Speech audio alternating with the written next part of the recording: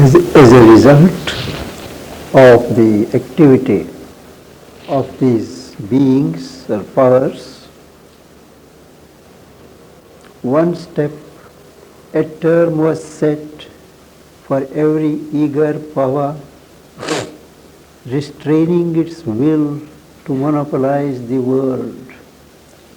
Each eager power that was released into manifestation had a will to monopolize the world for itself. But the intervention of these beings restrained that will, and a term, a line was set beyond which each power could not proceed. A groove of bronze prescribed for force and act. Every force, every act had to turn into a groove, bronze to indicate strong, and shown to each moment its appointed place. Each moment was not free. Each moment had to occupy the place intended for it. Its appointed place, four-wheeled inalterably in the spiral huge time loop fugitive from eternity. Now the sense is, each moment of time had been bound to occupy a particular place in the flow of time. Time loop is something hanging from the infinity above, and in that huge time loop, which was in a spiral, not linear, each moment had its appointed place willed in advance by these beings. Inevitable, their thoughts, like links of fate, imposed on the leap and lightning race of mind. The thoughts of these beings imposed a chain, a link of fate on the leap and lightning race of the mind. Nobody's mind could work as it chose. Not only on the mind, and on the frail, fortuitous flux of life. On the flux of life also, a link of fate was forged. And on the liberty of atomic things, even small things like atoms, they didn't have the liberty to function anymore on their own. Immutable cause and adamant consequence. Everything had a determined cause and a four-wheeled consequence which could not be changed. Idea gave up the plastic infinity to which it was born. Each idea, as it comes into being, comes from infinity. But now, with the operation of these beings, it had to give up that plasticity and now traced out instead small separate steps of chain work in a plot. It didn't have that large swing of infinity that it originally had. It had to work in small separate steps in a plot of play, a plot of drama. Immortal ones, now tied to birth and end, torn from its immediacy of errorless sight, knowledge. Now knowledge is the noun, subject. Knowledge, which was once immortal, but now subjected to birth and death,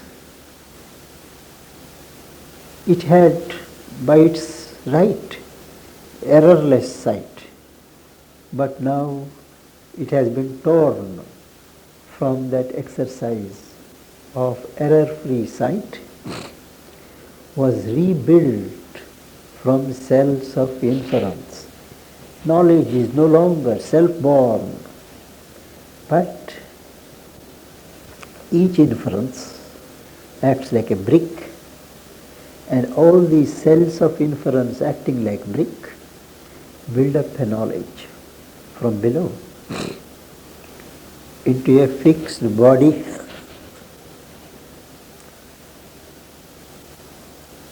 flask and perishable. Knowledge was built and given an artificial body. Flask is an ornamental design on a shield. It is something decorative and perishable. It is no longer immortal. That is, knowledge also has been reduced to a perishable state, erected out of the bringing together of the cells of inference. Thus bound, it grew. Knowledge, built this way, grew, increased indeed, but could not last. There was a contradiction in its very birth, and therefore knowledge could not last and broke. And to a new thinking's body left its place. Knowledge broke, died, and left space for a new knowledge. That is the process of how we have knowledge in our world. Each theory is given up and a new theory is accepted for a while. A cage for the infinite's great-eyed seraphim thoughts was closed with a crisscross of world laws for bars. For the infinite's great-eyed seraphim, angel, high order of angels, thoughts having the character of angels, they were put in a cage, and that cage was closed with a crisscross of world laws, thoughts which were free, thoughts which are infinite in nature. They were confined to a cage whose bars were made of man-made laws of the world and hedged into a curved horizon's arc, compressed into a sharp arc of horizon. It could not see beyond that arc. The erased vision of the ineffable, the rainbow vision of the ineffable, indescribable reality was cut off, and only a fragment of the beautiful vision of the reality could be obtained through this cage. A timeless spirit was made the slave of the hours. Clear enough? The unbound was cast into a prison of birth to make a world that mind could grasp and rule. Why was all this done? It was done in order that mind could grasp this world and rule this world. The world had to be compressed into certain limits, certain boundaries, and only then the mind could grasp and rule. On an earth which looked towards 1,000 suns, 1,000 sources of light, that the created might grow nature's Lord. This is the intention. Original intention was that the creature of earth might one day grow the Lord of nature, and matter's depths be illumined with a soul. Matter's nascent depths may be lit by a soul which is a spark of God.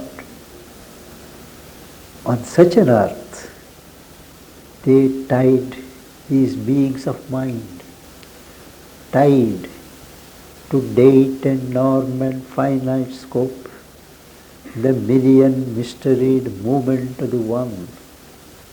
They tied, confined the million mysteried movement of the one reality to date means time, norm, a law, and finite scope.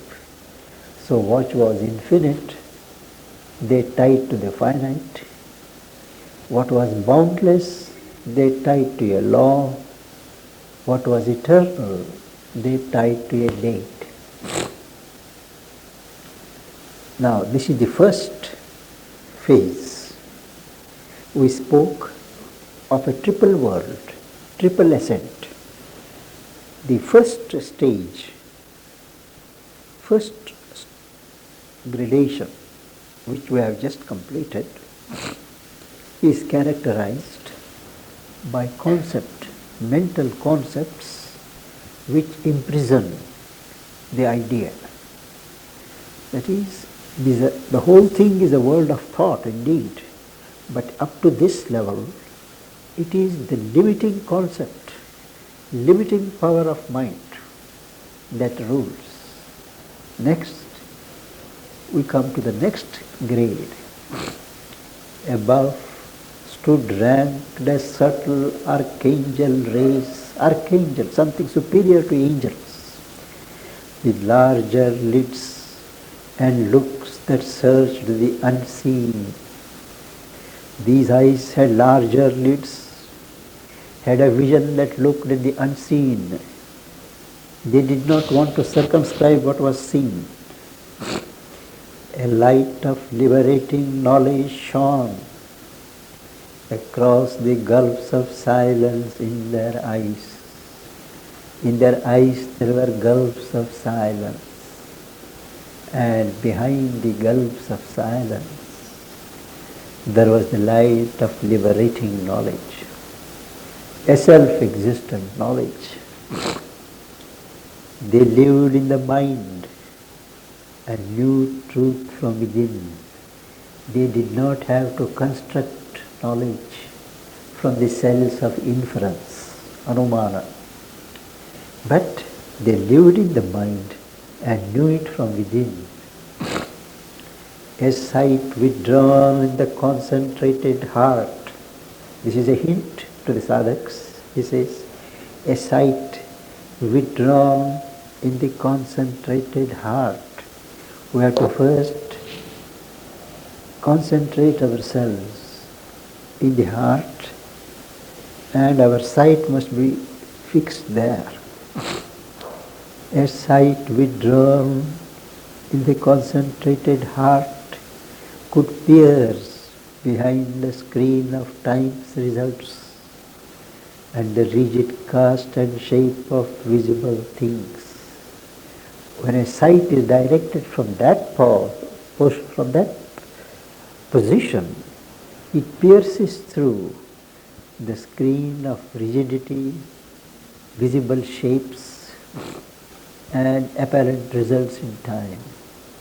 It goes direct, straight to the truth of things. All that escaped conception's narrow noose. Conception was characteristic of the first grade. It had a narrow noose to hold. Now he says, all that escaped conception's narrow noose, vision described and gripped. Sight. No thinking, but sight, vision, discovers it and grips it. Their seeing thoughts filled the blanks left by the seeking sense. The seeking sense was the operating faculty in the first gradation. Now it is the seeing thought. High architects of possibility and engineers of the impossible, mathematicians of the infinitudes, and theoreticians of unknowable truths. They formulate enigmas, postulates. These archangel beings, they formulate all these various paradoxes, enigmas, and join the unknown to the apparent worlds. It is they who join the unknown to these apparent worlds. Acolytes, assistants. Acolytes, they wait upon the timeless power.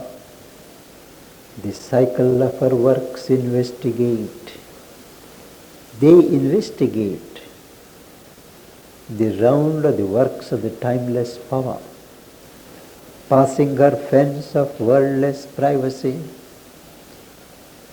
The power in its works erects a fence of privacy, but these acolytes, passing her fence of worldless privacy, their mind could penetrate her occult mind. What is behind? What is the intention of this power? And draw the diagram of her secret thoughts. They read the codes and ciphers she had seen, the various formulas, the various symbols which the timeless power had kept hidden. These angels, archangels read. Copies they made of all her guarded plans. They xeroxed copies for every turn of her mysterious course. To the normal mind it appeared mysterious. Why? That power changes its direction. Here, for every turn of her mysterious course, assigned a reason, an unchanging rule. They discovered a rule, they gave a reason why what was considered to be mysterious was not really mysterious. I think we could stop there. Meditation is over.